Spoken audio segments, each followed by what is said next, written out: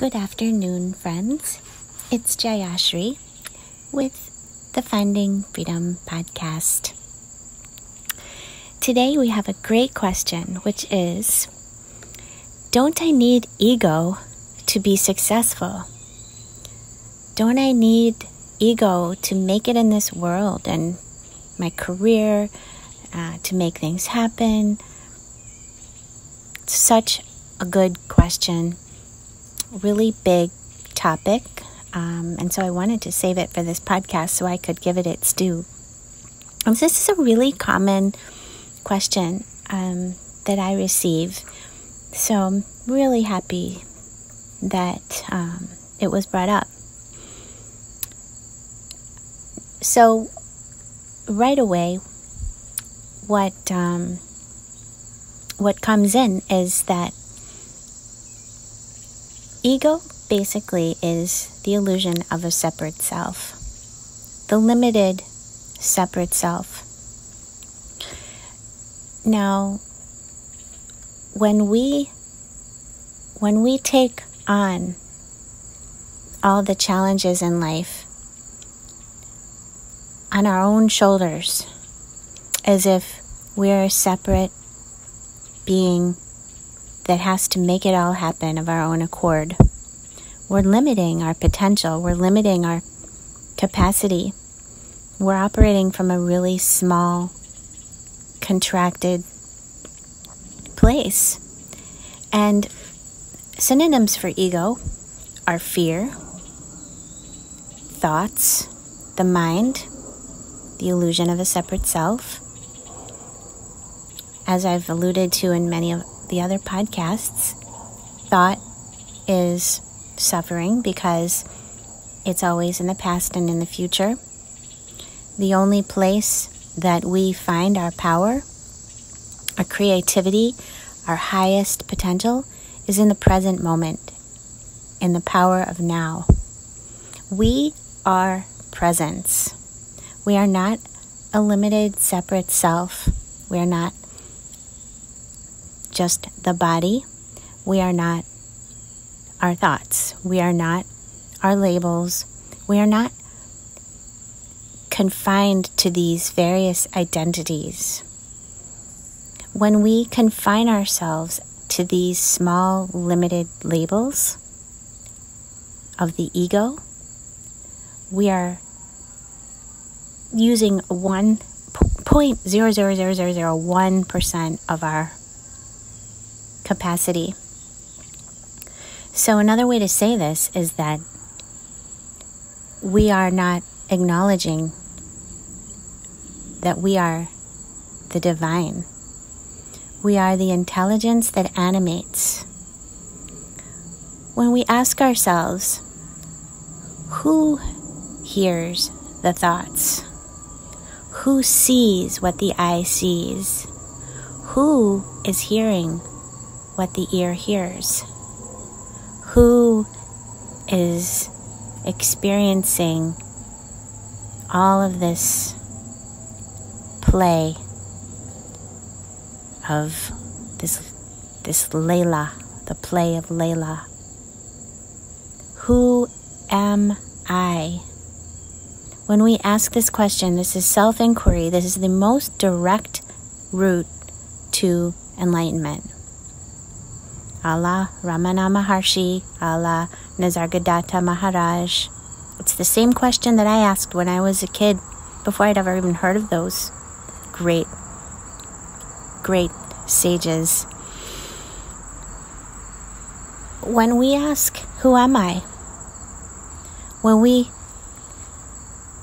get the answer to that question, which is not a verbal answer, it's an experience of there is no I. When we look at it, whatever we look at and focus on and concentrate on disappears. Because this world of duality is an illusion. Now, there are many ways to corroborate this statement, one of which would be taking out the most powerful microscope to look at things at the quantum level taking quantum physics into account. When you look at things at the smallest level, there is no more chair that I'm sitting on. There's no more me. There's no more plant or tree or grass or you or car.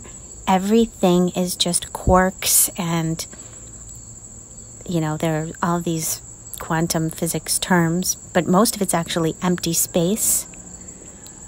Everything disappears. This is science that's corroborating with spirituality. So, knowing that we are the divine, when we let the ego go, we let fear go, we let limitations go, and we step into our highest power, presence. So here's another example.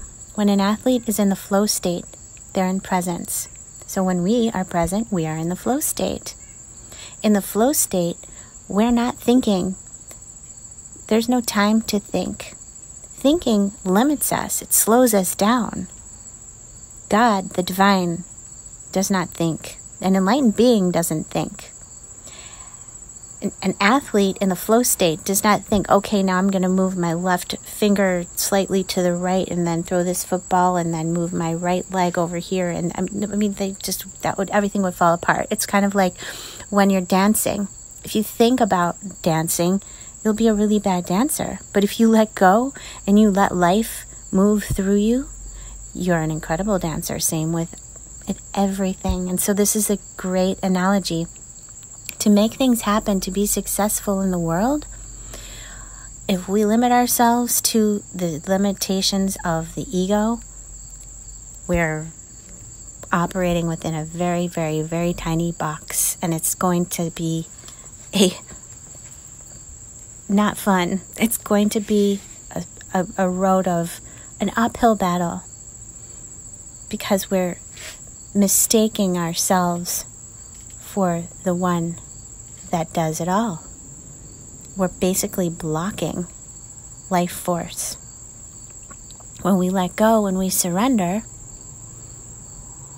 and we realize our emptiness, which is not a bad thing at all, as Nisargadatta says, wisdom is knowing I am nothing. Love is knowing I am everything, and between the two, my life moves.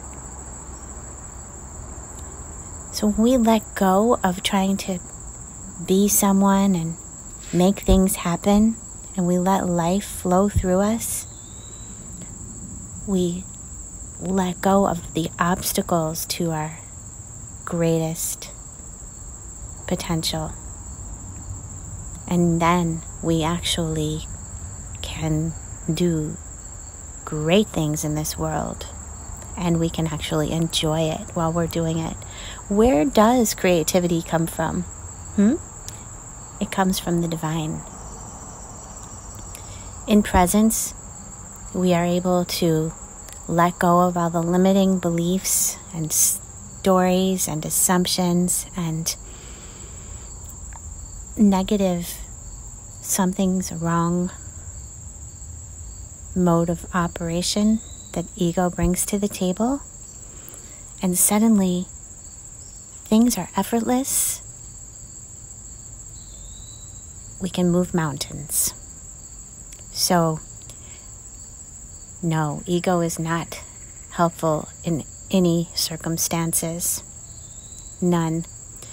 When we start to meditate, we start to see that being that thinking is in the past and in the future being anxiety, past being depression, these are just sucking the energy and the life force out of us. So when we put that aside and we allow the divine, God, the universe, nature, to the mystery of life to live us, that is success. That's where great art comes from. That's where great ideas come from. Einstein did not consider himself a scientist or a physicist first. He considered himself a spiritual philosopher, and he always said that his great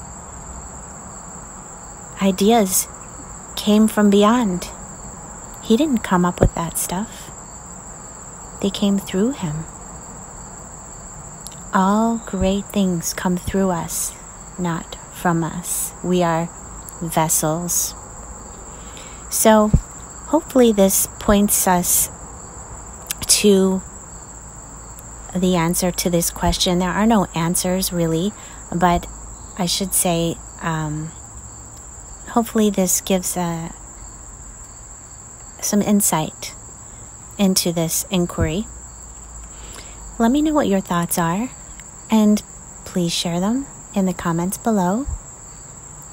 Feel free to like this and share it with a friend. I send you light, love, and presence. Namaskar.